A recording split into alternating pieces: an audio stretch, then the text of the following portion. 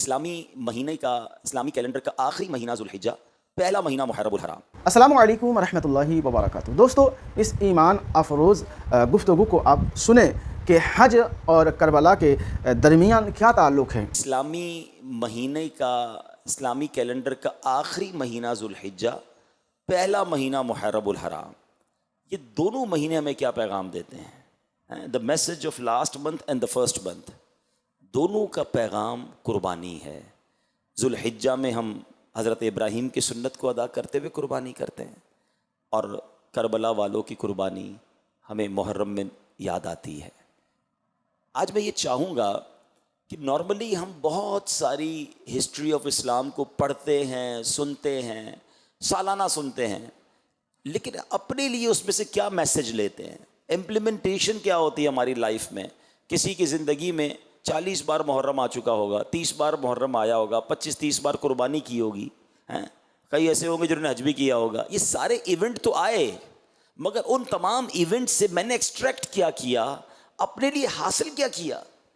तो आज मैं हाईलाइट सिर्फ बताता जाऊंगा और आप गौर करते जाएं कि वाकई ये सारे मैसेजेस हैं हमारे लिए, मगर हम उसमें से क्या ले रहे हैं। सबसे पहले हम बात करेंगे हज की। कई लाख मुसलमानों ने हज किया, हर साल करते हैं। हज में कितने पैगाम हैं? अच्छा, पैगाम लेना कैसे चाहिए वो मैं एक छोटी सी पहले आपको मिसाल दे देता हूँ। एक बुज़ुर्ग जो थे वो कपड़े के बहुत बड़े यूँ समझे व्यापारी थे, और कपड़ा उन्होंने सीने में बड़ी अच्छी महारत की हुई थी। कपड़ा तैयार किया और बनाने के बाद उसकी कारीगरी करने के बाद अपने से बड़े एक्सपर्ट को उन्होंने पेश किया कि ये देखें, इसकी कीमत बताएं कितने में बिकेगा। अब वो ज़्यादा एक्सपर्ट था, ज़्यादा बारीक बीन था, उसने उस कपड़े के अंदर खामियां निकालना शुरू कर दी कि ये भी है तो इसमें ये भी है तो इसमें ये भी प्रॉब्लम है। वो बुज़ुर्ग ज़ारो कितार रोने लगे। तो वो कपड़े का ताजिर कहता है, हज़रत आप नाराज़ ना हो, मैं अच्छी प्राइस दे देता हूँ, आप रोने क्यों लग गए हैं? कहते हैं मैं इसलिए नहीं रोया कि तुमने जो है वो मुझे मेरे कपड़े में ऐब निकाले और प्राइस कम मिलेगी। मैं इसलिए रो रहा हूँ कि मैंने अपने तौर पे ये पूरा कपड़ा प्रॉपर बनाया था। जब तुम्हारी माहिर नज़रों में आया तो तुमने इसके फॉल्ट्स निकालना शुरू कर दिए। मैंने अपने तौर पे नमाजें सही पढ़ी हैं, मैंने अपने तौर पे इबादतें ठीक की हैं, लेकिन अगर क़यामत के दिन मुझे रब करीम की तरफ से कह दिया गया कि तुम्हारे सजदों में इखलास नहीं है, तुम्हारी नमाजें कबूल नहीं हैं, तुम्हारे सदक़े बेहतर नहीं हैं, और वहाँ मेरे आमाल में ऐब निकले, तो मैं किधर जाऊँगा? Actually this is the way to get messages. हमारे असलाफ किसी दुनियावी इंसिडेंट में भी आखिरत का मैसेज ले लेते थे कि यार इससे आखिरत की कैसी कैसी याद आ रही है। तो एक बुजुर्ग के बारे में आता है कि पहले के ज़माने में हमाम होते थे, तो वो हमाम में नहाने गए तो उनको बाहर किसी ने रोक लिया कि आप नहीं जा सकते, आपके पास पैसे नहीं है या कोई और वजह थी। आप ज़ारों की तार रोने लगे। कहा आप रोए ना, आप चले जाएं, रो क्यों रहे हैं? कि इसलिए नहीं रो रहा, तूने मुझे हमाम में जाने से रोक लिया। हमाम तो वो जगह है जहाँ गुनाहगार नेक सब नहाते हैं। जन्नत में तो जाता ही अल्लाह का मकबूल बंदा है, अगर जन्नत के दरवाजे पर मुझे रोक लिया गया तो मेरा क्या हाल होगा? That is the way to think. ये हमारे असलाफ इस तरह सोचते थे कि दुनिया के किसी मामले को लेकर आखिरत की याद और मैसेज लेना अपनी लाइफ के लिए। मगर आज तो मैं आपको इस्लामी तारीख के अजीम वाक़यात और अजीम त्यौहार की तरफ तवज्जो दिलाना चाहता हूँ जो हम सब ने मनाए ना, लेकिन हमने सीखा क्या? तो लेट्स स्टार्ट विद द हज। हज एक्चुअली क्या है? अगर गौर से देखें ना, तवाफ़ अल्लाह के घर का तवाफ़ है, मगर सफ़ा मरवा ये क्या है? दो पहाड़ियों के दरमियान दौड़ना है। लॉजिक तो ये कहती है कि यार इन दो पहाड़ों के दरमियान चलने से बेहतर है काबे का तवाफ़ कर लो, लेकिन नहीं। एक माँ की अदा है कि उस माँ ने अपने प्यासे बेटे के लिए पानी तलाश किया, तो जब माँ दौड़ी थी रब को वो अदा ऐसी पसंद आई कि सफ़ा मरवा के दरमियान दौड़ना हर हाजी, हर उम्रा करने वाले के लिए लाजमी करार दे दिया गया है। अब मिना कैंप्स में रहते हैं, अरफात मैदान में रहते हैं, मुज़दलिफ़ा पथरीली ज़मीन पर सोते हैं। ये सब क्यों करते हैं? ना इसमें कोई बज़ाहिर देखा जाए तो कोई तिलावत है, नमाज के वक्त में नमाज पढ़ते हैं, लेकिन स्पेशल कोई ऐसा इबादत वहाँ की नहीं है, वहाँ ठहरना है। यही काम काबे पे तो हो सकता था। अरफात तो है भी हुदूद हरम के बाहर, मगर स्टेप बाय स्टेप ये अल्लाह वालों की यादें हैं कि नबी पाक यहाँ ठहरे थे, अल्लाह वाले यहाँ ठहरे थे, उनकी अदा को अदा करना है। मिना की रातें कैंपों में गुजारना अफजल है चे जाए के काबे के करीब गुजारना, क्योंकि वहाँ नबी पाक ने रात गुजारी थी। تو امتی کا کام یہ ہے کہ وہ بھی وہاں رات گزارے. تو یہ بات سمجھنی ہے کہ پھر جو رمی کی جاتی ہے، جمرات کو پتھر مارے جاتے ہیں، شیطان کو کنکر مارے جاتے ہیں. شیطان تو اب وہاں نہیں ہے، ایک دیوار ہے، سارے حاجی مان رہے ہیں. لاجک یہ کہتی ہے کہ یہ اتنے سارے لاکھوں لوگوں کو کنکر لائن لگا کے اتنا رش ہوتا ہے، مار رہے ہوتے ہیں، اس کی بجائے 2 طواف ایکسٹرا کروا دو. نہیں، اللہ کی رضا ہے کہ میرے ابراہیم نے جو کام کیا میرے بندے وہ کام کریں. بلکہ میں ایک اور مزے کی بات بتاؤں، دعا کرتا ہوں اللہ آپ کو اگلے سال حج نصیب فرمائے. میں نے اب تک جتنا پڑھا ہے، میرا مطالعہ بہت تھوڑا ہے، آپ بھی کسی مفتی صاحب سے، عالم صاحب سے پوچھئے گا، جتنے نیک اعمال ہیں ان کے فضائل میں نے اب تک 2 ہی اعمال ایسے پڑھے ہیں کہ جن کو کرنے سے کبیرہ گناہ کی معافی کا اعلان ہے. ہر جمرے کو رمی کرنے پر ایک کبیرہ گناہ معاف ہو جاتا ہے. اور ایک اور کام ہے جو آپ آسانی سے چاہیں تو ہر ہفتے میں کئی بار اپنے محلوں میں کر سکتے ہیں کہ جنازے کو جو کاندھا دیتا ہے نا، ہر قدم پر ایک کبیرہ گناہ معاف ہوتا ہے. ہمارے یہاں کاندھا نہیں دیتے لوگ. اللہ اکبر، یقین کریں لالچ ہونی چاہیے کہ یار جنازہ ہوا ہے، چلو جنازہ پڑھوں، 40 قدم میں بھی سنت ادا کر لوں، 40 کبیرہ گناہ معاف ہو جائیں گے انشاءاللہ. تو یہ مواقع ہوتے ہیں کہ نیکی کدھر سے ملے گی. میں نے ابھی بتایا بیلنس شیٹ سیٹ کرنی ہے. ہاں، یہ کبیرہ گناہ جو معاف کروانے والے اعمال ہیں اس کو تو ڈھونڈ کے کیا کرو اور آگے بڑھ کے کیا کرو. بہرحال اب دوبارہ آتے ہیں تو اب یہ تمام چیزیں کیا بتا رہی ہیں؟ صفا مروہ کی سعی، جمرات کی رمی، منا عرفات میں، یہ سب یہ بتاتا ہے کہ اللہ کی بارگاہ میں مقبول یہ ہے کہ اللہ والوں کی یاد منائی جائے. کوئی پراپر حج کو سمجھے نا تو اس کو پھر یہ بات کبھی بھی کنفیوز نہیں کرے گی کہ اولیاء کرام کی یاد کیوں مناتے ہیں، عرس کیوں مناتے ہیں، ان کا ذکر کیوں کرتے ہیں، سالانہ دن کیوں مناتے ہیں. ارے بھائی، اگر اللہ والوں کی یاد نہ منانا ہوتا اور یہ درست نہ ہوتا تو پھر اتنے سارے حج کے اعمال کیا ہیں؟ سارے کے سارے اللہ والوں کی یاد ہے. اللہ کی عبادت تو طواف میں ہو رہی ہے، لیکن رب نے اس کو بھی اپنی عبادت قرار دے دیا. ان الصفا والمروۃ من شعائر اللہ. اللہ نے صفا مروہ کی پہاڑی کو اپنی نشانیوں میں سے نشانی قرار دے دیا کیونکہ بی بی ہاجرہ دوڑی تھیں. تو بہرحال میرے پیارے اسلامی بھائیوں، پہلا میسج حج سے یہ ملتا ہے کہ حج اللہ والوں کی یاد ہے، اور اللہ والوں کی یاد منانا یہ اللہ کی بارگاہ میں بڑا مقبول عمل ہے. پھر آگے چلیں تو جو یہ احرام ہے نا، اللہ کرے آپ کو اور مجھے بار بار پہننا نصیب ہو. بلیو کریں، اس کی کیفیت ہی اور ہے. لیکن جب احرام پہنتا ہے نا انسان، تو امام غزالی نے لکھا کہ وہ احرام پہنے تو اپنے کفن کو یاد کرے کہ ایک وقت آئے گا سارا لباس اتار کر کفن پہنایا جائے گا. حج کو جائے، سفر پر جائے تو اس سفر کو یاد کرے کہ ایک بار مجھے گھر سے جنازے کی صورت میں لے کر جایا جائے گا، گھر بار، کاروبار، فیملی سب پیچھے، اور میں قبر میں چلا جاؤں گا. جس طرح حج کو گیا ہے، احرام پہن کر گیا ہے، سمجھ لے ایک دن آئے گا جب کفن پہن کے گھر سے نکلوں گا. ایک اور بات امام غزالی لکھتے ہیں، کعبے کا دیدار کرے تو غلاف کعبہ پکڑ کر یہ اپنے آپ کو احساس دلائے، آج کعبے سے ملاقات کے لیے آیا ہوں، ایک دن آئے گا جب رب کی ملاقات کے لیے حاضر ہوں گا. Actually every step have message. ٹھیک ہے، اچھا پھر آگے چلتے ہیں. اسی آپ میں ہم میں سے کئی لوگوں نے حج نہیں کیا، لیکن قربانی ہم میں سے بہت سو نے کی ہوگی، یا کہیں نہ کہیں اس معاملات سے ہم ان ٹچ رہے ہوں گے. یہ قربانی دراصل کیا ہے؟ کبھی اس کو سمجھنے کی کوشش کی؟ یہ کوئی چھوٹی قربانی نہیں تھی. لوگ سمجھتے ہیں کہ حضرت اسماعیل علیہ السلام کو ذبح کرنے چلے. اگر اس کی پوری ڈیپتھ پہ جائے نا تو میں کہتا ہوں رونگٹے کھڑے ہو جاتے ہیں. سب سے پہلے سمجھیے کہ حضرت ابراہیم علیہ السلام کو حضرت اسماعیل ملے کیسے؟ ہاں، آپ مسلسل اللہ کی بارگاہ میں دعا کرتے رہے، اور آپ کی دعا پتہ ہے کیا تھی؟ اسمع یا ایل، اسمع یا ایل. اسمع عربی زبان کا لفظ ہے، ایل عبرانی زبان کا لفظ ہے. اسمع کے معنی بنتے سن لے، ایل کے معنی اے پروردگار، اے میرے مالک سن لے، مجھے اولاد دے. آپ مسلسل دعا کرتے رہے، جب جا کے حضرت اسماعیل ملتے ہیں. کسی کے یہاں 10 سال بعد بیٹا ہونا، وہ پیر نہیں رکھنے دیتا بچے کو زمین پہ، بڑے سالوں بعد ہوا ہے. اور اس کے بعد اب آپ جب وہ بچہ کچھ چند سالوں کا ہو جاتا ہے تو آپ کو حکم دیا جاتا ہے کہ اس کو قربان کرنا ہے، اللہ کی راہ میں قربان کرنا ہے. اچھا یہاں ایک اور بات وہ بھی آپ کو پتا ہوگا، یہ حضرت ہاجرہ جو دوڑی تھی وہ کن کے لیے دوڑی تھی؟ وہ بھی حضرت اسماعیل کے لیے دوڑی تھی. بیٹا پیدا ہوتا اور حکم دیا گیا کہ ان کو کعبے کے قریب چھوڑ کر چلے جائیں. ماں اور بیٹے کو چھوڑ کر آپ چلے گئے اس بیابان کے اندر. یہ کتنی بڑی قربانی تھی، کیونکہ اللہ کا حکم تھا.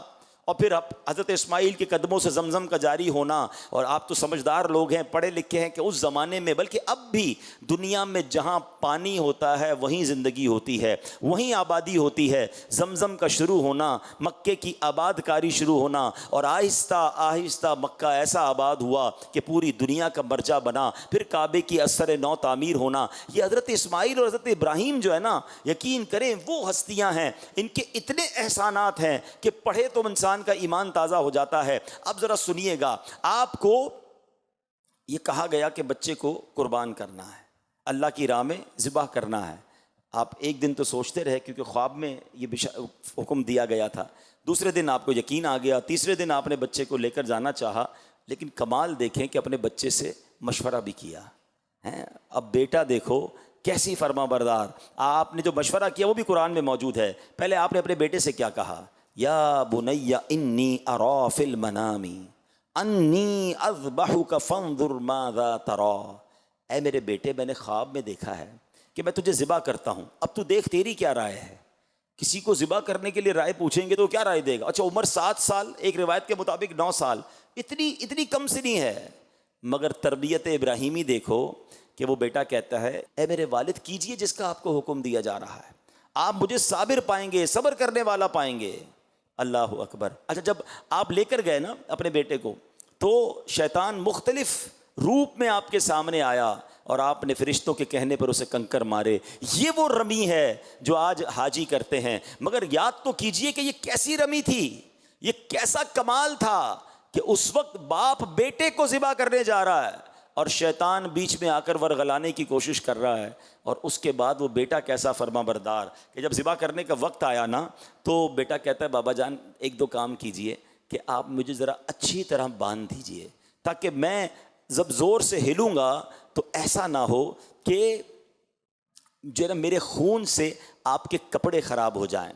اور بابا جان دوسری بات یہ ہے کہ آپ مجھے الٹا لٹا دیجئے تاکہ مجھے ذبح کرتے وقت آپ میرے چہرے کو نہ دیکھیں, آپ کو زیادہ تکلیف ہوگی. اچھا بابا جان چھری کو زیادہ تیز کر دیجیے گا تاکہ وہ گلے پر جلدی چل جائے, مجھے بھی کم تکلیف ہوگی. اور میرے اس عمل کے بعد مجھے جب آپ گلا میرا کاٹ دیں, ذبح کر دیں, تو میرا لباس میری ماں کو دے دیجیے گا, تھوڑا اسے تسلی ہو جائے گی.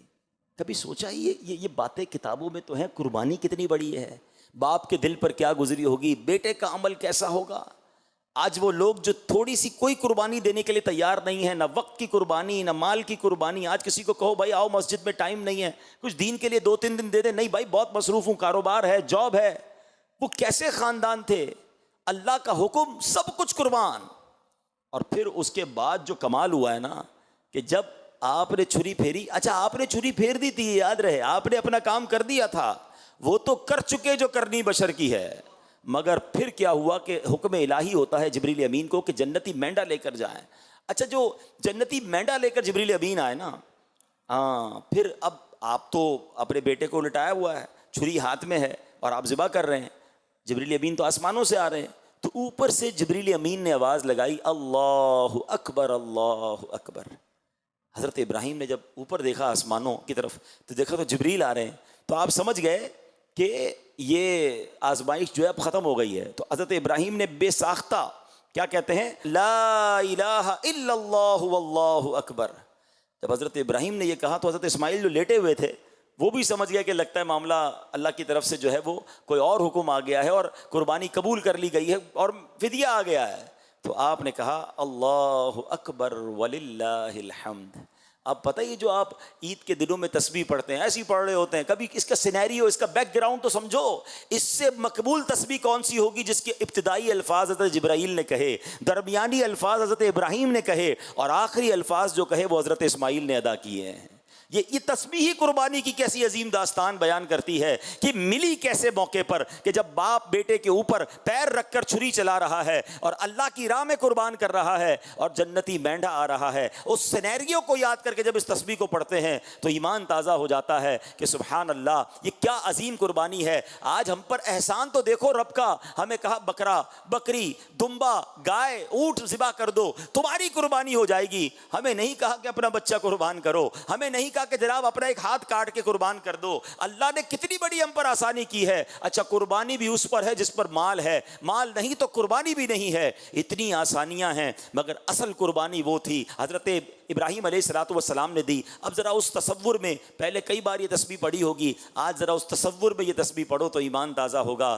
اللہ اکبر, اللہ اکبر, لا الہ الا اللہ, واللہ اکبر, اللہ اکبر, وللہ الحمد. اللہ پاک اس عظیم قربانی کے صدقے ہم سب کی بھی قربانیوں کو قبول فرمائے اور ہمیں دین متین کی خاطر قربانی دینے کی توفیق عطا فرمائے. اب آئیے یوم عاشور, واقعہ کربلا ہیں. ساری دنیا لرز جاتی ہے جب بھی اس واقعے کا ذکر ہوتا ہے. 1400 سال ہو گئے ہیں, مگر جب بھی پڑھتے ہیں, جب بھی سنتے ہیں, دل پر ایک غم کی کیفیت طاری ہو جاتی ہے. اب تھوڑا سا میں چاہوں گا کہ ہائی لائٹس کے طور پر پوائنٹس وائز آپ کو سمجھاتا جاؤں کہ واقعہ کربلا میں ہمارے لیے کیا کیا میسج ہیں. سب سے پہلے یہ واقعہ کربلا ہوا کیوں, what is the reason behind this. ٹھیک ہے نا, امام حسین تو مدینہ پاک میں تھے, وہ کربلا کیوں گئے اور یہ کیوں معاملہ ہوا. تو معاملہ یہ ہوا کہ حضرت امیر معاویہ رضی اللہ تعالیٰ عنہ کے وصال کے بعد یزید پلید نے اپنے ہی طور پہ تخت خلافت پر قبضہ کیا اور اس نے کوشش کی کہ سب سے پہلے امام حسین کی بیعت لے لوں. امام حسین بیعت کر لیں گے تو باقی ساری دنیا کر لے گی, نواسہ رسول جو ٹھہرے. مگر جب آپ سے بات کی گئی, آپ تک پیغام پہنچایا گیا, تو آپ نے انکار کر دیا ہے. وہ کیونکہ آپ کو پتا تھا کہ وہ شرابی, کبابی, زانی, بدکار, بے حیائی کرنے والا, بہت سارے الٹے کام اس کے تھے.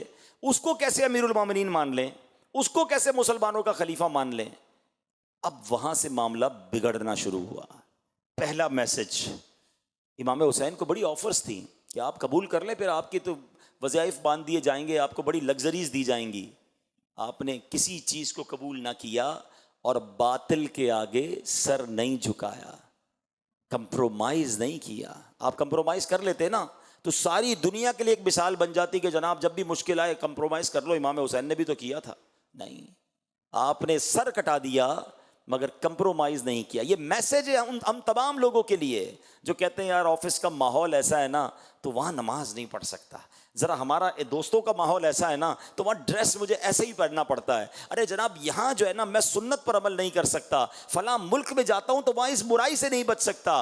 ارے تم ماحول کی وجہ سے اپنے اعمال, اپنے دین, اپنے عقائد پر کمپرومائز کر لیتے ہو. سیکھو نواسہ رسول صلی اللہ تعالی علیہ وسلم سے کہ کس طرح جان قربان کر دی مگر باطل سے کمپرومائز نہیں کیا. یہ رہتی دنیا کے لیے میسج ہے کہ امام حسین نے عظیم قربانی اس لیے دی کہ نانا کے دین کے پرچم کو بلند کر دیں. کیا خوبصورت شعر ہے نا کہ قتل حسین اصل میں مرگ یزید ہے, اسلام زندہ ہوتا ہے ہر کربلا کے بعد. تو وجہ یہ بنی کہ آپ نے باطل کے آگے سر نہیں جھکایا. اب دوسرا سوال ذہن میں یہ آتا ہے کہ ٹھیک ہے آپ نے جب نہیں کی بیعت تو مدینہ چھوڑ کر کربلا کیسے جانا ہوا. اصل میں آپ نے یہ ڈیسائیڈ کر لیا کہ اگر اب میں مدینے میں رہوں گا تو اس کے سپاہی جو ہیں اب یہ جنگ و جدال کریں گے, اور آپ کے دل نے گوارا نہ کیا کہ مدینے میں تلواریں چلیں, مدینہ منورہ کا امن و سکون برباد ہو, تو آپ نے سوچا کہ میں مکے چلا جاتا ہوں. آپ مکہ پاک کے لیے روانہ ہو گئے. مگر ذرا سوچیں کہ نواسہ رسول جن کی پیدائش مدینے میں ہوئی, پورا خاندان مدینے میں ہے, ساری زندگی یہاں گزری ہے, اور اب انہیں مدینہ چھوڑنا پڑ رہا ہے. تاریخ میں جس طرح یہ واقعات لکھے ہیں کہ کس طرح امام حسین نے روتے ہوئے نبی پاک کے روضے پر حاضری دی, وہ رات کیسی آہو فغاں میں گزری تھی, نانا جان کو کس طرح الوداع کہا گیا کہ نانا حضور اب ہم سے مدینہ چھڑوایا جا رہا ہے. اللہ اکبر. یہ وہ ہستی ہیں جن کو میرے آقا جنتی نوجوانوں کا سردار فرمایا کرتے, میرے آقا انہیں جنتی پھول فرمایا کرتے, نبی پاک انہیں چوما کرتے, یہ نبی پاک کے کاندھوں پر سواری کرتے. ایسا انٹریکشن, ایسا تعلق تھا, اور ان ظالموں نے امام حسین کو مدینہ چھڑوایا. آپ روتے ہوئے اشکبار آنکھوں سے مدینہ پاک سے مکہ پاک آ گئے. مگر اب کمال دیکھو کہ کوفہ سے مسلسل آپ کو پیغام آ رہے تھے کہ حضور ہم آپ کی بیعت کرنا چاہتے ہیں, ہم یزید کی بیعت نہیں کرنا چاہتے، آپ آئیے اور ہمیں اس کے ظلم و ستم سے بچائیے، اور ہم آپ کے ہاتھ پر بیعت کرنا چاہتے ہیں۔ اللہ اکبر۔ آپ کو معلوم تھا کہ یزید کے لشکر والے بڑے ظالم ہیں، مگر جب کوفیوں کی لیٹر آئے، کوفیوں کے مکتوب آئے، تو یہ آپ کے منصب کا تقاضا تھا کہ کیسے ڈینائی کر دیتے۔ امام حسین اسلام کے بہت بڑے داعی تھے، حق کی بات کرنے والے تھے، عظیم مبلغ اسلام تھے۔ آپ نے فرمایا اگر میں کوفہ نہ گیا تو قیامت کے دن اگر کوفے والے کھڑے ہو گئے بارگاہ الہی میں کہ یا اللہ ہم تو امام کی بیعت کرنا چاہتے تھے، ہم اس بدکار یزید کی بیعت نہیں کرنا چاہتے تھے، مگر امام ہمارے پاس نہیں آئے، تو میں اللہ کی بارگاہ میں کیا جواب دوں گا؟ یہ دین کی خاطر قربانی کا جذبہ دیکھو کہ جان کی پرواہ نہ کی، اور آپ نے کہا میں سفر کروں گا۔ بڑے بڑے صحابہ کرام نے آپ کو روکا، منع کیا، یہ آپ کو دھوکہ دیں گے، انہوں نے پہلے بھی لوگوں کو دھوکہ دیا ہے، مگر آپ نے کہا نہیں، ان کے میرے پاس لیٹر آئے ہوئے ہیں، میرا منصب اس بات کی اجازت نہیں دیتا کہ میں مسلمان پریشان ہوں، مجھے پکار رہے ہوں اور میں ان کی مدد کو نہ جاؤں اور میں دین کی بات کرنے نہ جاؤں۔ اللہ اکبر۔ یہ امام حسین کا ڈیسیشن لینا، یہ آپ کا ٹریول اختیار کرنا۔ حالانکہ ایک اور بات ذہن میں رہے کہ امام حسین وہ شخصیت ہیں جن کی پیدائش کے وقت سے شہادت کی خبر مشہور تھی۔ نبی پاک نے پہلے ہی صحابہ کو بتا دیا تھا کہ حسین کو شہید کیا جائے گا، بلکہ مولا علی شیر خدا کرم اللہ تعالی وجہ الکریم کو تو یہ بھی معلوم تھا کہ کربلا کے میدان میں شہید ہوں گے۔ کربلا کی بٹی آپ کو دکھائی گئی، نبی پاک علیہ الصلوۃ والسلام کی بارگاہ میں فرشتے لے کر آئے، تو یہ سب کو معلوم تھا، مگر پھر بھی کربلا کا سفر ہو رہا ہے، پھر بھی کوفہ کا سفر ہو رہا ہے۔ تو اس سے ایک اور بات پتہ چلتی ہے، دیکھیں نبی پاک تو وہ ہیں کہ لوگ آ کر دعا کرواتے، اپنے کام کروا لیتے تھے۔ صحابہ کہتے بارش چاہیے، آقا ہاتھ اٹھاتے بارش برستی، صحابہ کہتے بارش رکوائیے، آقا ہاتھ اٹھاتے بارش رک جاتی۔ جو نبی چاند کو اشارہ کر کے دو ٹکڑے کر دے، وہ نبی کے اپنے نواسے سے یہ آفت ٹل جائے اس کی دعا نہیں کر سکتے تھے؟ بی بی فاطمہ کہتی بابا جان آپ کو اتنا پیار ہے حسین سے، آپ دعا کیجئے کہ اس کو شہید نہ کیا جائے، اس پر ظلم نہ کیا جائے، یہ آفت ٹل جائے۔ مولا علی کہتے نبی پاک علیہ الصلوۃ والسلام سے یہ سارا خاندان وہ ہے جو سارے جہان کے لیے دعائیں کرنے والا، مگر اپنے بیٹے کے لیے دعا نہ کی۔ اس کے پیچھے علماء نے لکھا کہ یہ سب پریپیئر تھے اس امتحان کے لیے، سب اپنے بچے کو گویا خونے جگر پلا رہے تھے۔ امام حسین کی تربیت ہو رہی تھی کہ آگے جا کے تم نے دین پر قربان ہونا ہے، پتہ تھا پھر بھی صبر تھا۔ ہمارا حال کیا ہے؟ اللہ اکبر۔ یہ بہت کمال کا میسج ہے اگر ہم سمجھیں کہ انہیں معلوم تھا کہ اتنی بڑی آزمائش ہونے والی ہے، پھر بھی شکوہ نہیں ہے، پھر بھی جناب اللہ کی بارگاہ میں کوئی کمپلین نہیں ہے، زباں پر شکوہ رنج و الم لایا نہیں کرتے، نبی کے نام لیوا غم سے گھبرایا نہیں کرتے۔ بہت سارے اس میں تو پیغام ملتے ہیں نا۔ لوگ آج کل عجیب عجیب باتیں کرتے ہیں کہ یار میں تو نماز بھی پڑھتا ہوں، روزے بھی رکھتا ہوں، صدقہ بھی دیتا ہوں، میرے مسئلے حل نہیں ہوتے، میری پریشانی دور نہیں ہوتی، پتہ نہیں میرا کیا قصور ہے۔ ارے اللہ کے بندو، اول تو یہ کہنا نہیں چاہیے میرا کیا قصور ہے، ہم تو ہیں ہی قصوروار، لیکن اگر کسی نیک شخصیت پر واقعی آزمائش آ رہی ہے تو مجھے بتاؤ نا، کربلا والوں سے زیادہ نیک کون تھا؟ انہیں بھی تو امتحان آیا نا، اور وہ امتحان میں کامیاب ہوئے۔ اور آج ہم چھوٹی سی آزمائش پر شکوے، شکایات، کمپلین نہ کریں۔ ایسا امیر اہل سنت بڑا پیارا میسج دیتے ہیں، فرماتے ہیں پیارے مبلغ معمولی سی مشکل پہ تو گھبراتا ہے، پیارے مبلغ معمولی سی مشکل پہ تو گھبراتا ہے، دیکھ حسین نے دین کی خاطر سارا گھر قربان کیا۔ امام حسین نے تو پورا گھر قربان کر دیا نا۔ اچھا پھر کیا ہوا؟ اب مدینے سے مکے آ گئے اور آپ نے مزید کنفرمیشن کے لیے حضرت مسلم بن عقیل کو بھیجا۔ وہ وہاں گئے تو کوفے والوں نے ہزاروں کی تعداد میں آپ کی بیعت کر لی، اور انہوں نے لیٹر لکھ دیا کہ حضور یہاں تو معاملات بہت اچھے ہیں، ہزاروں لوگ میرے ہاتھ پر بیعت کر چکے ہیں، آپ آئیے، وہ آپ کا انتظار کر رہے ہیں۔ اب 3 ذو الحجہ کو امام عالی مقام، امام عرش مقام مکے سے کوفہ کے لیے روانہ ہوتے ہیں۔ ذرا سوچیے یہ کون سے دن ہوتے ہیں؟ 3 ذو الحجہ اور 9 ذو الحجہ میں کتنا فرق ہے؟ 5-6 دن کا فرق ہے۔ حج کے لیے ساری دنیا سے لوگ مکے آ رہے ہیں، مگر امام حسین کوفہ جا رہے ہیں کہ دین پھیلانا ہے۔ قربانی دی، پہلے مدینہ چھوڑا، پھر مکہ چھوڑا، اور اب آپ جب جانے لگے تو وہاں حضرت مسلم بن عقیل کو شہید کر دیا گیا۔ امام حسین کو راستے میں یہ پتہ چل گیا تھا کہ حضرت مسلم بن عقیل شہید ہو گئے ہیں۔ آپ نے اور آپ کے رفقا نے مشورہ کیا کہ اب نہیں جانا چاہیے، حالات عجیب و غریب ہیں، مگر حضرت مسلم بن عقیل کے خاندان والوں نے کہا کہ ہم تو جائیں گے، ہم یا تو بدلہ لیں گے یا خود بھی شہید ہو جائیں گے۔ تو امام حسین سبحان اللہ، وہ کہتے ہیں نا ساتھیوں کے ساتھی، آپ نے فرمایا جب تم نے جانے کا سوچا ہے تو میرا بھی واپس مڑنا درست نہیں ہے، جب ساتھ ہی سفر اختیار کیا ہے تو اب ساتھ ہی سفر کریں گے۔ اپنے قافلے والوں کی دل جوئی، ان کی حوصلہ افزائی کے لیے آپ نے بھی سفر اختیار کیا۔ اللہ اکبر۔ اب جب آپ کربلا کے قریب پہنچتے ہیں تو حضرت حر جو اس وقت یزیدی فوج میں تھے، انہوں نے انٹرسیپٹ کیا، آپ کو روکا، اور اس کے بعد ابن زیاد اور اس کے کارندے جب آ گئے، ابن سعد آ گئے، ابن سعد اور ان تمام لوگوں نے جب گھیرا ڈال دیا، تو اب جب جنگ شروع ہونے والی تھی تو کمال یہ ہوا کہ گاؤں کے لوگ آئے، آس پاس کے ولیج کے لوگ آئے، کہتے ہیں جب تک ہم زندہ ہیں ہم اہل بیت اطہار کے کسی بندے کو شہید ہوتا ہوا نہیں دیکھ سکتے،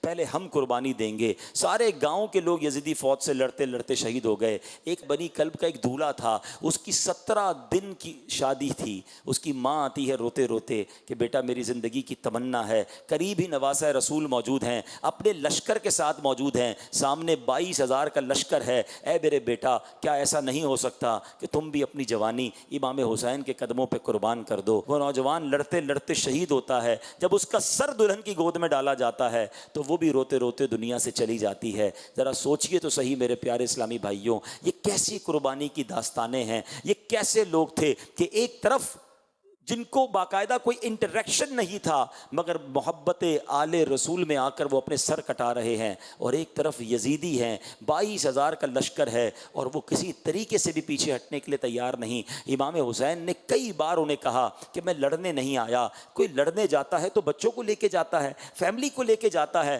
آپ تو اپنے بچوں کو لے کر گئے تھے کہ مجھے تو کوفے والے بلا رہے ہیں، ویلکم کرنے کے لیے بلا رہے ہیں، دین کی دعوت دینے جا رہا ہوں، اس لیے فیملی ساتھ لے کر آئے تھے۔ آپ نے کئی بار کہا اگر مجھے نہیں جانے دینا تو مجھے واپس بھیج دو، مگر ان ظالموں نے کچھ اور ٹھانی ہوئی تھی۔ 3 دن بھوکا پیاسا رکھا گیا، پانی بند کر دیا گیا، کھانا بند کر دیا گیا۔ جب 1-2 دن کوئی بھوکا رہتا ہے نڈھال ہو جاتا ہے، ان ظالموں نے 3 دن بھوکا پیاسا رکھنے کے بعد اب جب مقابلہ شروع ہوتا ہے، اللہ اکبر، میرے امام نے اس وقت بھی اتمام حجت کے لیے کربلا کے میدان میں ایک عظیم خطبہ دیا کہ دیکھ لو، پہچانو میں کون ہوں، میں نبی پاک کا نواسہ ہوں، میں فاطمہ بطول کا بیٹا ہوں، میں مولا علی کا شہزادہ ہوں، تمہیں یاد ہے میرے آقا نے میرے بارے میں کیا کیا فرمایا ہے، میں جنتی نوجوانوں کا سردار ہوں، ذرا سوچو مجھ پر ظلم کرو گے قیامت کے دن کیا منہ دکھاؤ گے، کیسے تم میرے قتل سے بری ہو سکو گے۔ آپ نے ایک بار پھر انہیں سمجھانے کی کوشش کی مگر وہ ظالم نہ سمجھے، مگر جس کے نصیب میں تھا۔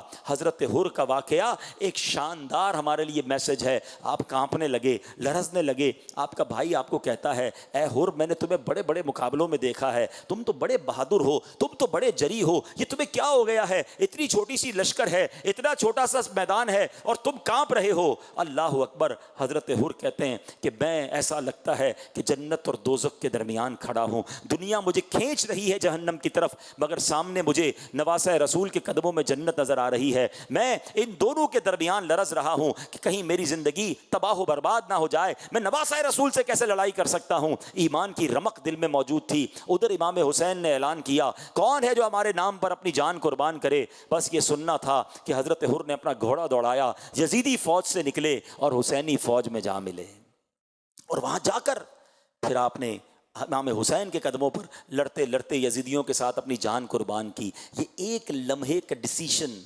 کروشل ڈیسیشن، یہ ہمیں بہت کچھ بتاتا ہے۔ آج ہم حضرت حر کا نام لیتے ہیں تو ساتھ رضی اللہ تعالیٰ عنہ کہتے ہیں، ہم یزیدی نہیں کہتے، حالانکہ ان کے لشکر میں تھے، امام حسین کو انٹرسیپٹ کرنے والے تھے، مگر کیا میسج ہے کہ ڈیسیشن ٹائم پہ لینا ہوتا ہے، باطل اور حق میں فیصلہ کرنا ہوتا ہے۔ شعر کتنا پیارا ہے نا، یہ نعرہ حر کا تھا جس وقت فوج شام سے نکلا کہ دیکھو یوں نکلتے ہیں جہنم سے خدا والے، نکل آئے نا۔ اب غور کرے میرے وہ اسلامی بھائی جو میرا بیان سنیں گے، ہم بھی زندگی میں سوچتے رہ جاتے ہیں یار کر تو غلط رہا ہوں، کما تو ٹھیک نہیں رہا، یار یہ عادت اچھی نہیں ہے، یہ جو میں باتیں کرتا ہوں نا یہ درست نہیں ہے، جو میں دیکھتا ہوں نا یہ ٹھیک نہیں ہے، ہاں میرا یہ کام غلط ہے، نکلنا چاہیے، چھوڑنا چاہیے۔ ادھر سے شیطان مشورہ دیتا ہے نہیں یار یہ چھوڑے گا تو پھر یہ نقصان ہو جائے گا، یہ معاملہ ہو جائے گا، بندہ بس سوچتا رہ جاتا ہے۔ خوش نصیب وہ ہوتا ہے جو فیصلہ کرتا ہے، باطل چھوڑتا ہے اور حق کی طرف آ جاتا ہے۔ آؤ آج کربلا کے اس واقعے سے یہ پیغام لو کہ کب تک اللہ کو ناراض کرتے رہیں گے، کب تک یہ سوچتے ہی رہ جائیں گے کہ جناب حرام چھوڑنا ہے۔ ہر اسلامی بھائی کو معلوم ہے جتنے یہاں بیٹھے ہیں، مجھے کسی کو بتانے کی حاجت نہیں، جو جھوٹ بولتا ہے، جو حرام دیکھتا ہے، جو حرام سنتا ہے، جو حرام کماتا ہے، جو حرام فعل میں مبتلا ہے، اسے معلوم ہے، مگر وہ ڈبل مائنڈڈ ہوتا ہے، وہ سوچتا رہ جاتا ہے، وہ عمل نہیں کرتا۔ اس لمحے اگر حضرت حر بھی سوچتے رہ جاتے تو شاید دنیا میں ان کا کوئی نام لینے والا نہ ہوتا، مگر آج حضرت حر کا میں نے مزار دیکھا ہے، ان کا مزار بنا ہوا ہے، کیونکہ کربلا والوں اور امام عالی مقام کے قدموں پر اپنی جان قربان کر دی نا، تو یہ سبق ہمیں ملتا ہے۔ ایک اور بات، 72 تھے کربلا والے، 22,000 تھے یزیدی، نماز دونوں کی ہوتی تھی، ہاں کلمہ وہ بھی پڑھتے تھے نا، مگر الگ الگ جماعت ہوتی تھی۔ بتاؤ کون سی جماعت مقبول تھی؟ کون سی والی؟ 72 والی۔ میسج لے لو، ہر بڑی جماعت درست ہو ضروری نہیں ہے، دل میں عشق رسول ہو، خوف خدا ہو، اہل بیت کی محبت ہو، چاہے وہ چھوٹی جماعت ہو، اللہ کی بارگاہ میں وہ مقبول ہوتی ہے۔ بعض اوقات کہتے ہیں نا مائٹ از آلویز رائٹ، ارے جناب جو بہت سارا دنیا ایک کام کر رہی ہے ہم نہیں کر رہے، ہم تھوڑے ہی رہ جائیں گے، ارے جناب 72 بھی ہوں تو 22,000 سے زیادہ مقبول ہوتے ہیں، وہ کامیاب ہوتے ہیں، وہ اللہ کی بارگاہ کے پسندیدہ بندے ہوتے ہیں۔ مجھے بتاؤ نا ان کی اس قربانی نے ہمیں کتنا بڑا درس دیا ہے۔ آج کون بچا؟ امام حسین کے اس پورے قافلے میں ایک عابد بیماری مرد واپس گئے نا، باقی تو سارے شہید ہو گئے، پورا خاندان لٹ گیا۔ 22,000 کے لشکر میں ہزاروں یزیدی واپس گئے۔ میں آپ سے سوال کرنا چاہتا ہوں، کسی یزیدی لشکر کے ایک بندے کا نام بتا دیں، 2-4 جو کمانڈر تھے اس کے علاوہ کسی کو بھی نام نہیں پتا۔ کیوں نہیں پتا؟ ان کے نام و نشان مٹ گئے۔ مگر کمال دیکھو، 1400 سال گزر گئے، شہدائے کربلا کے نام لوگ تعویذ کی طرح اپنے پاس رکھتے ہیں، ان کے نام زندہ جاوید ہیں۔ بتاؤ دنیا میں کوئی ایک بندہ جو کہے میں یزید سے محبت کرتا ہوں، یہ یزیدیوں سے محبت کرتا ہوں۔ دنیا کے کونے کونے میں چلے جائیں، آپ کو امام حسن اور امام حسین اور اس پورے قافلے کربلا والوں کے چاہنے والے ملیں گے۔ قربانی دی، اللہ نے ان کے نام باقی رکھے، ان کی عزتیں بڑھ گئیں۔ ارے وہ حکومت کیا کرتے، امام حسین نے کروڑوں اربوں مسلمانوں کے دلوں پر آج بھی راج کیا ہوا ہے۔ حکومت تو یہ ہے نا، ہم ایکچولی بعض اوقات کیلکولیٹر پہ چل رہے ہوتے ہیں، یار اتنا نہیں ملا، یہ چھوڑ گیا، یہ چلا گیا۔ ہر چیز کیلکولیشن سے نہیں ہوتی ہے جناب، کچھ فیصلے عشق کے بھی ہوتے ہیں۔ عقل کو تنقید سے فرصت نہیں، عشق پر اعمال کی بنیاد رکھ۔ حضرت ابراہیمی کے تو واقعہ ہے نا کہ جب آگ میں ڈالا جا رہا تھا، کتنی بڑی آگ تھی کہ پرندے نہیں گزرتے تھے، مگر آپ نے کیوں اس آگ میں چھلانگ لگا دی؟ اللہ کے بھروسے۔ لیکن اگر آگ پھر کیا ہو گئی؟ گلزار ہو گئی نا۔ شاعر کیا لکھتے ہیں کہ بے خطر کود پڑا آتش نمرود میں عشق، عقل تھی محو تماشائے لبے بام ابھی۔ عقل تو سوچ ہی رہی تھی، عشق نے اپنا کام کر دیا۔ عقل والوں کے نصیبوں میں کہاں ذوق جنوں، عشق والے ہیں جو ہر چیز لٹا دیتے ہیں۔ اللہ وہ جذبہ عطا فرمائے، دین کے لیے قربانی کا جذبہ عطا فرمائے، اور جب اللہ کی راہ میں چلیں، جب دین کی طرف آئیں اور کوئی مشکل آئے تو صبر بھی اللہ عطا فرمائے کہ کوئی بات نہیں، یہ رکاوٹ آئی ہے، میں نے دین نہیں چھوڑنا ہے۔ تھوڑی سی تکلیف ہو، نہیں بھائی یار نماز نہیں پڑھنی، نماز پڑھتا ہوں لوگ باتیں کرتے ہیں، نہیں یار میں نے دین کی طرف نہیں جانا، کیا کروں، کولیگز تنگ کرتے ہیں، کوئی حوصلہ ہی نہیں بڑھاتا۔ ارے امام حسین کو دیکھو، سب کچھ قربان کر دیا مگر دین کے پرچم کو سر بلند کیا۔ آخری بات کرنا چاہتا ہوں، ہم سب چاہتے ہیں، ہم سب کی تمنا ہے کہ قیامت کے دن ہماری ملاقات ہو امام حسین سے، ہم سب چاہتے ہیں اہل بیت اطہار کے قدموں میں ہمارا حشر ہو۔ مگر بتاؤ نا، جب قیامت کے دن امام حسین کے قدموں میں حاضر ہوں گے اور امام حسین نے اگر ایک سوال ہم سے کر لیا کہ میں نے تو اپنے نانا کے دین کو سر بلند کرنے کے لیے پورے گھر کو لٹا دیا، بتاؤ تم نے دین اسلام کی کیا خدمت کی ہے؟ Is there any answer؟ ہمارے پاس کوئی جواب ہے؟ بس اس دن کی تیاری کرو، ملاقات امام حسین کی تیاری کرو کہ جب حاضر ہوں گا نا نبی پاک کے نواسے کی بارگاہ میں تو عرض کروں گا حضور اپنے حصے کا چراغ میں بھی جلا کے آیا ہوں، اپنے حصے کی کوشش میں بھی کر کے آیا ہوں، کچھ تو کر کے جاؤ نا۔ کیا یہ جواب دو گے کہ بڑی پروفیشنل لائف تھی، بہت بیزی لائف تھی، کاروبار تھا، جاب تھی، فیملی تھی، دین کے لیے کوئی ٹائم نہیں تھا؟ نہیں جناب، ہم سب کو امام حسین کے نقش قدم پر چلتے ہوئے نبی پاک کے دین کی خدمت کرنی ہے. That's why you are here. اسی لیے تو آئے ہو نا آپ کہ ہم نے کچھ سیکھ کر ہم نے بھی جذبہ لے کر جانا ہے. ہم سب چاہتے ہیں حسینی طریقے پر چلیں. کوئی ایسا بیٹھا نہیں ہوگا کہ زندگی یزیدی طریقے پر گزرے. مگر کبھی اس کو غور کیا کہ حسینی طریقہ کیا ہے اور یزیدی طریقہ کیا ہے؟ امام حسین نے کربلا کے میدان میں بھی نماز پڑھی تھی، تلواروں کے سائے میں بھی سجدے کیے تھے. بتاؤ نا، وہ تلوار کے سائے میں سجدے کریں اور پنجتن کا غلام کہلانے والا فرض نمازیں چھوڑ دے. پنکھے لگے ہوتے ہیں مسجدوں میں، کارپیٹ بچھے ہوتے ہیں، نماز قضا ہو جاتی ہے. یاد رکھو امام حسین سے محبت صرف کھچڑا بنانے اور کھانے میں نہیں ہے. یقیناً نیاز کرنی ہے، ہاں اچھی بات ہے، ایصال ثواب کرنا چاہیے، مگر ہم نیازی بعد میں ہیں، نمازی پہلے ہیں. تو آئیے آج کربلا کا یہ پیغام بھی لے کر جائیں کہ آج کے بعد ہماری کوئی نماز قضا نہیں ہوگی. ایسا نہیں، زوردار نعرہ لگائیں، آج کے بعد ہماری کوئی نماز قضا نہیں ہوگی. ہم روزانہ کچھ نہ کچھ تلاوت قرآن کریں گے. اچھا پھر یزیدی طریقہ کیا ہے؟ کربلا کی رات شب عاشور حسینی قافلے میں، حسینی خیمے میں تلاوت ہو رہی تھی، دعائیں ہو رہی تھی، نمازیں ہو رہی تھی. یزیدی کیمپ میں کیا ہو رہا تھا؟ رقص و سرور کی محفلیں، شراب، موسیقی. اب غور کر لیں، ہماری راتیں نمازوں میں ہیں، تلاوت میں ہیں، دعاؤں میں ہیں، یا اللہ نہ کرے موسیقی میں ہیں، گانے باجوں میں ہیں، بے حیائی میں ہیں. یہی تو یزیدی طریقہ ہے نا. ہمیں یزید کے ساتھ نہیں، ہمیں امام حسین کے ساتھ محشر میں جمع ہونا ہے. تو حسینی طریقے کو اپنا لیجئے. اور دعوت اسلامی کا ماحول یہ کمال کا ماحول ہے جو ہمیں حسینی طریقے پر زندگی گزارنے کا طریقہ بتاتا ہے. اور سبحان اللہ، کربلا والوں سے جو امیر اہل سنت اور دعوت اسلامی والوں کی محبت ہے نا، کربلا والے کتنے تھے؟ 72 تھے. ٹھیک ہے، آپ کو پتہ ہے دعوت اسلامی کے شعبہ نیک اعمال یہ کتنے نیک اعمال ہیں؟ ذرا بتائیے. 72. یہ کیوں ہے 72 بھائی؟ کربلا والوں کی یاد میں. ہمارا جو 3 دن کا مدنی قافلہ ہوتا ہے، اس مدنی قافلے کے گھنٹے کتنے بنتے ہیں؟ ذرا زور سے بولے نا. 72 گھنٹے کا مدنی قافلہ اور 72 نیک اعمال تھام لو، انشاءاللہ 72 کربلا والوں کے پیچھے پیچھے جنت میں جائیں گے انشاءاللہ. یہ کمال کی، یوں سمجھیے امیر اہل سنت کی ان سے محبت اور اہل بیت کی محبت گویا گھول گھول کے دعوت اسلامی والے پلاتے ہیں. امید کرتے ہیں آپ نے مکمل بیان کو بنا کٹ سٹ کے سنے ہوں گے.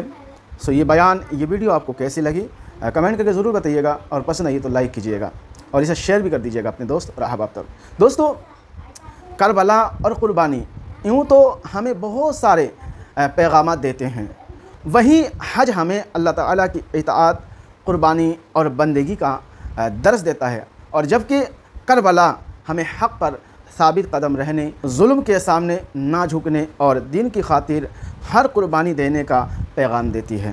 اللہ سے دعا کرتے ہیں کہ اللہ تعالیٰ ہمیں حق پر قائم رکھے، اور جب بھی اسلام کو جان و مال کی ضرورت پڑے تو جان و مال کی قربانی کرنے کا جذبہ بھی ہمارے اندر اللہ پاک پیدا فرمائیں. آمین.